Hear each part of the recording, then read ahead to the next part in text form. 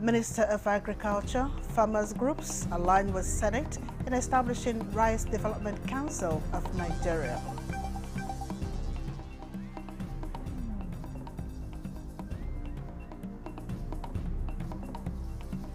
"11 days ahead Anambra governorship election, INEC chairman warns against vote buying or electoral violence."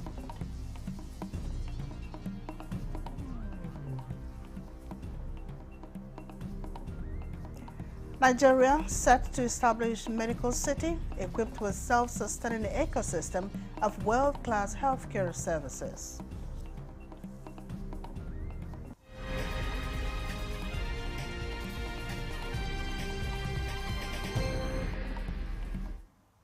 A warm welcome to the News Desk courtesy on NTA News24 live from Abuja. I am Mina Daniels. The Minister of Livestock Development, Idi Mokhtar Meha, says Nigeria is the next destination of a dependable global livestock market. Yusuf Jika reports this was at the 2025 Animal Science Meeting and Industry Exposition with the theme Transforming Nigeria's Livestock Sector for Economic Growth and Global Competitiveness. The 2025 Animal Science Meeting brought together industry players within the livestock value chain to discuss and ensure that the sector stands tall in the global market. Minister of Livestock Development, Idi Mokhtar Meha, said the industry is fast gaining traction from across the globe, reiterating the Gulf nations' commitment to partner Nigeria and livestock-related businesses. He challenged the gathering to come up with a Nigerian animal breed to fit into the global market's demand, which Nigeria has been placed high in meeting these gaps. We have huge opportunities today. The Nigerian meat market is $3.2 billion, and if you can take every kilogram to the Middle East, there are off-takers. They are waiting for us today. Your Excellencies, distinguished ladies and gentlemen, with the establishment of the Ministry of Livestock Development, Nigeria has formally aligned with global best practices in recognizing the livestock sector as a critical economic pillar. High point of the event were the induction of 252 members, 5 associate animal scientists and honorary fellows, and the Minister of Livestock Development and Professor Atahiru Jega. In Abuja, Yusuf Jika, NTA News. Nigeria and Sweden are hoping to expand their scope of partnerships through a public-private partnership arrangement. President Bola Tinubu received founder of Bestsellers Foundation, a Danish private investor, in this regard. State House correspondent Musbaud and Wahab reports. It's a new hope for an expanded partnership in the communication, innovation and digital economy sector. The minister got a prospect for an improved collaboration as he led the founder of Bestseller Foundation to the president. The Bestseller Foundation already has presence in cultural and sporting sectors in Nigeria, but the founder acknowledges that the Tinubu's administration's reforms are opening up new investment opportunities in the country.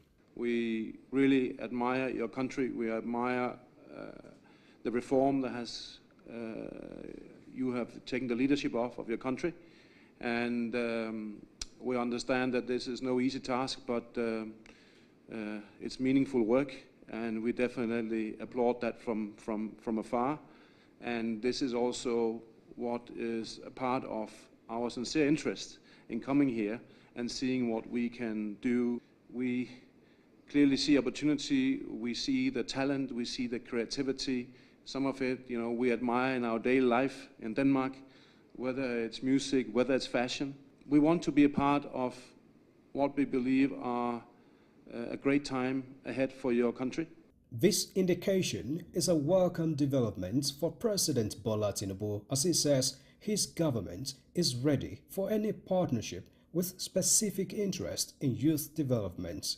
And particularly innovation and digital economy and cultural value and sporting is one of those aspects of Nigeria that we are trying to nourish and we will partner with you. I promise that. President Tinubu adds that various reforms instituted by his government are geared towards maintaining the status of a country as the giant of Africa. Nigeria prides itself in the continent, and we believe that it is only here that we can energize the growth and inclusiveness of prosperity in our continent. If we don't partner with people like you, we will have failed. We are looking forward to a prosperous, rewarding future for both of us. We're speaking to Denmark, but also quite a number of investors in Denmark to invest in our fiber optic network, where we're putting $2 billion US dollars. The government is investing 900, and that's already done. But we're getting private investors to also top up that money. So that's largely where we are pushing to ensure we can secure further funding. The Bestseller Foundation founder is the richest man in Denmark and largest landowner in Scotland. From the State House, Musbao and Wahab, NTA News. Minister of Agriculture and Food Security, alongside farmers' groups, have thrown their weight behind the Senate towards establishing Rice Development Council of Nigeria and the Cassava Flour Inclusion and Production Mill. Musa Baba Aliyu reports that the support emerged during a public hearing on the proposed bills. The Senate is considering 3 bills aimed at enhancing national food security: the Rice Development Council of Nigeria Bill, the National Food Reserve Agency Bill, and the Cassava Flour Inclusion Bill. Minister of Agriculture and Food Security Abubakar Kyari joined farmers' groups in voicing strong support for the bills during the hearing. Kyari stated that if passed, the legislation will drive major innovations in national food production policies and programs. In terms of value addition to our crop that has one of the highest production capacity in Nigeria, produce over 50 million tons of cassava every year. Committee Chairman Senator Saliu Mustafa emphasized rice as a national staple, noting that the proposed council would provide flood-resistant seeds, modern milling techniques, and commercial-scale farming. This bill heralds the birth of a dedicated council to orchestrate research, extension services, and value chain innovations leveraging on flood-resistant seeds to modern milling technologies. This bill represents our economic firepower, poised to create millions of jobs, reduce forex spending on importation, and make Nigeria Africa's rice powerhouse. Rice Millers Association of Nigeria recommended replacing of Central Bank of Nigeria board with specialized institutions like Bank of Agriculture. We therefore urge the Senate to support the passage of the National Rice Council Development Bill, and we, the stakeholders, we pledge to work with all stakeholders to ensure the implementation of this bill once it is passed. If this bill is passed, many women would have job opportunities. Economists believe the proposed Rice Development Council of Nigeria bill could help Nigeria slash its annual rice import bill of $2 billion annually. Musa Baba Aliyu, NTA News. Senate will on Wednesday screen the newly appointed service chiefs to enable them commence work immediately. This decision was reached during plenary Tuesday after the letter communicating the request from President Bola Tinubu was read by the President of the Senate, Godswill Akpabio. In another development, Senate says the removal of Nigeria from the grey list of the Financial Action Task Force will impact the country's economy through sustained foreign direct investment in the energy, technology, agriculture, and manufacturing sectors. The Senate espoused this view as it expressed support to a motion commending the efforts of President Bola Tinubu and key agencies for implementing reforms and enforcement of regulations across financial systems.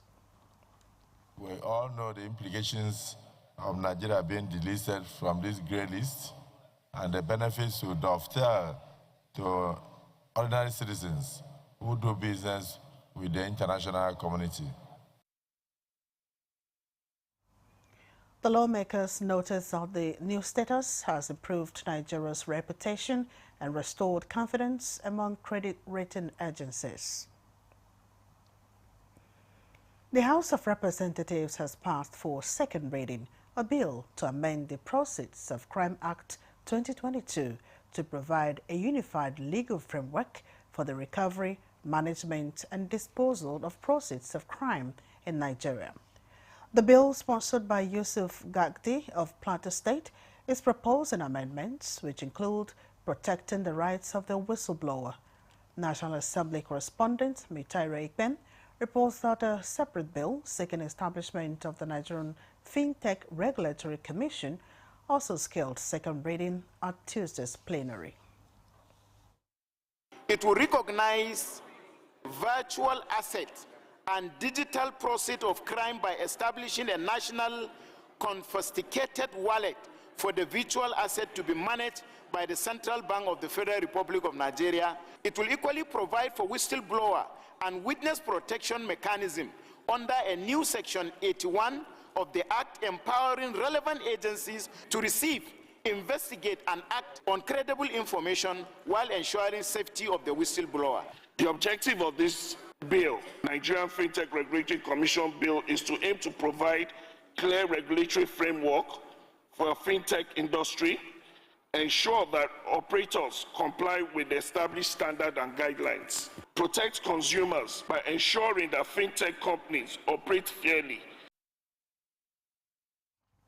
In another resolution, the House has mandated its Committee on Public Accounts to investigate the abandonment of the Ile-Ife multi-purpose dam project more than 20 years after the contract was awarded. The leadership of the National Assembly says it will continue to invest in human capital development for effective public service that will engender national growth. This was the message at the 9th NILT's University of Benin convocation held in Abuja. Mohammed Rabiu Ali reports. These are the 79 graduates from different fields of study, out of which 19 graduated with higher national diploma, 9 postgraduate diplomas, and 51 with master's degree. Senate President Godswill Akpabio, represented, says the academic program offered by NILS in collaboration with its partners have continued to contribute in addressing knowledge gaps and manpower needs in various democratic institutions across the country. The 10th National Assembly is using its instrument of oversight to ensure that federal government delivers effectively on public service. I also call on state legislatures to ensure that the increased revenue to their state translate into improved livelihood and job creation for citizens. As we look into the future, let us work collectively to harness the knowledge and skills that have been nurtured within these academic walls. Other stakeholders call for a lasting solution to end the incessant ASU strikes that bedevils Nigeria's education system. The funding of higher institutions has a direct relationship with human capital development. Invariably, no funding will translate to poor quality graduates. The event featured convocation lecture titled Electoral Integrity as a Panacea for Democratic Development in Nigeria, presented by former INEC Chairman Professor Tahiru Jega.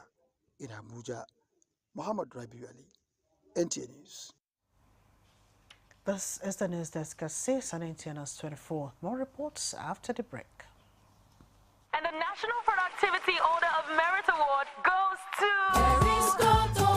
the only tomato paste manufacturer to win the National Productivity Order of Merit Award by the Federal Government of Nigeria, endorsed by the Association of Private Medical Practitioners of Nigeria. This is an evidence of 100% natural goodness, great quality and great taste. So eat healthy to live longer. Use Arisco tomato paste and products. 100% natural tomato.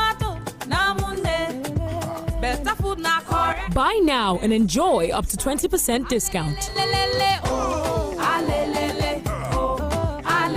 Risco tomato paste, the taste of Nigeria. Feel the power of precision, engineered to perfection. Every component is crafted with care, and each design is meticulously tested. From concept to creation, our engineers push the boundaries of technology, seamlessly blending performance and sustainability with a deep commitment to African ingenuity. Introducing the CNG Boss, a remarkable achievement in engineering designed to operate on compressed natural gas, a cleaner and more sustainable fuel alternative. At Innocent Vehicles, we proudly lead the way in creating greener mobility across Africa. And it doesn't stop there. From SUVs to sedans, spacious buses to electric cars, Innocent offers a wide range of models designed to meet every need. Innocent Vehicle, the pride of African roads. This is NTA News24. Again, it's 11 days to the Anambra governorship election, and any attempt at vote buying or electoral violence will be addressed squarely with uncompromising response. INEC Chairman Professor Joash Amupita and the Office of the National Security Advisor handed down the warning at an inter-agency consultative meeting on election security in Abuja. Mie Ogidi reports. All eyes on Anambra State, November 8, the day of decision. Voters to vet the candidates' credentials, records, and surrender their sovereignty to the most suitable for the #1 seat. Electoral violence, vote buying, the enemies of democracy. INEC Chairman Joash, just 7 days in office, 11 days to face his first task. The Anambra decides. And here discussing with security agencies to strike on vote buying, electoral violence in Anambra State. That any attempt to induce voters before or during the Anambra election must be resisted and curtailed. With our collaboration with the law enforcement agencies, especially the anti-graft agencies, to stop vote buyers from contaminating our electoral process. Any form of violence during the elections will be met with strong, uncompromising response. All vigilante groups will not be allowed to have any role to play during this election. Assurance quite encouraging, but active voters' participation another big issue. And collection of permanent voters' cards in Anambra State expected to end Wednesday, October 29th, but INEC has reconsidered its earlier deadline. I decided to extend the ongoing collection of permanent voters' cards, PVC, in Anambra State, starting from Wednesday, 29th of October until Sunday, 2nd of November 2025. No much time for rhetorics, but action by all stakeholders for fair exercise. Mie Ogede, NTA News. Nigeria's recent removal from the Financial Action Task Force grey list is a significant milestone, but experts warn that immediate dramatic changes should not be expected. Instead, the country's removal from the list is likely to lead to a gradual increase in investor confidence and reforms over time. Ekemini Williams monitored the discussion. The fight against financial crime is getting fierce, and Nigeria's exit from the Financial Action Task Force list is confirmation. The focus on recovering proceeds of crime and collaborations between law enforcement agencies has been a key strategy in these efforts. According to industry insiders, noticeable changes may begin to emerge next year, including easier transactions in the financial sector, reduced risk-based premiums, and less stringent due diligence requirements from foreign partners. I think thanks to all the excellent work that was done by all the public agencies as well as our friends from the private sector, we actually did meet this deadline. We completed all the actions by May 2025. And one of the hassles, one of the real pains in the financial sector is, one, risk-based premium. Right, because we are in a high-risk jurisdiction, or perceived as high-risk jurisdiction. What you often see is that people who want to give you funds will apply a risk-based premium because they are working in a high-risk jurisdiction. While it's good news, we are celebrating being removed from that list. I think we should be cautious. We should be cautious optimism that things are looking up, because we need to maintain and sustain these reforms. I completely agree that faith groups need to comply, otherwise they can become a source of money laundering. We have seen a situation where faith groups are used to launder money out of the country. There should also be investment in, fuel, the petroleum sector, because that is one of the reasons that has made the average Nigerian's life difficult today. So if we begin to put these proceeds in key sectors, key areas that directly affect the daily living of Nigerians, they will begin to feel that, yes, the government is working. While the journey ahead may be gradual, Nigeria's exit from the grey list is a significant step towards a more stable and transparent financial system, and stakeholders are optimistic about the country's future prospects. In Abuja, Ekemini Williams, NTA News. The Coordinating Minister of Health and Social Welfare, Professor Mohammed Ali Pate, says Nigeria, under President Bola Ahmed Tinubu, is preparing to establish a medical city, a self-sustaining ecosystem of world class to support the Nigerian market and continent at large. Professor Pate made this known while touring the Manila Medical City in the company of the Philippines Minister of Health, Dr. Teodoro Habosa, on a working visit on the sidelines of the Stop TB Board meeting in Manila, the Philippines, on Tuesday.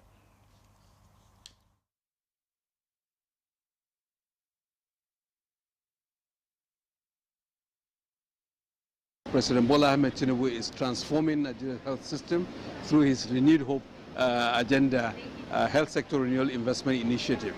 I think there's a possibility that Nigeria can, in fact, have an ecosystem, a medical city that provides quaternary services for Nigerians, for countries in the West African sub-regions, and also overall in the continent. Can provide services, research, training opportunities in an ecosystem that can be sustainable.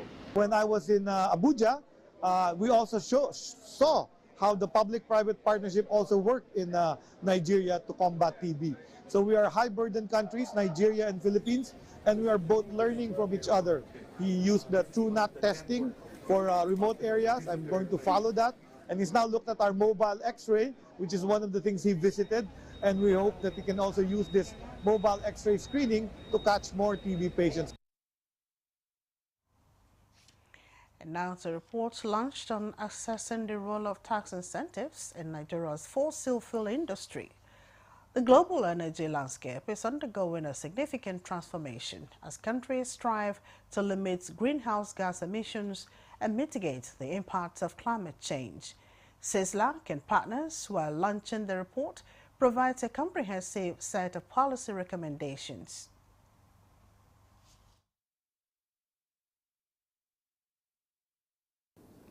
Among other things, this report has attempted to examine the role of tax incentives in Nigerian residual industry and their implications for the country energy transition policy, alignment, and sustainable development goals.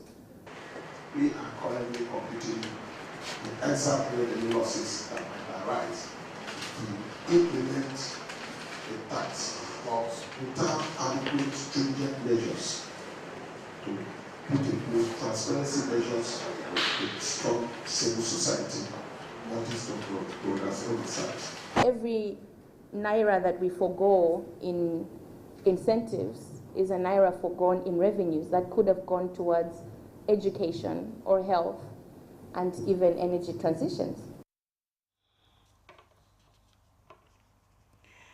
This is the news discussed on NTA News24. Here now is a recap of our top stories. Minister of Agriculture, farmers groups align with Senate in establishing Rice Development Council of Nigeria.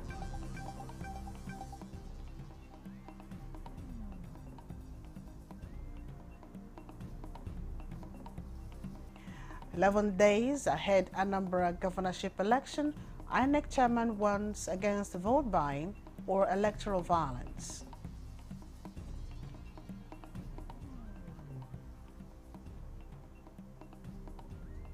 Nigeria set to establish a medical city equipped with self-sustaining ecosystem of world-class healthcare services.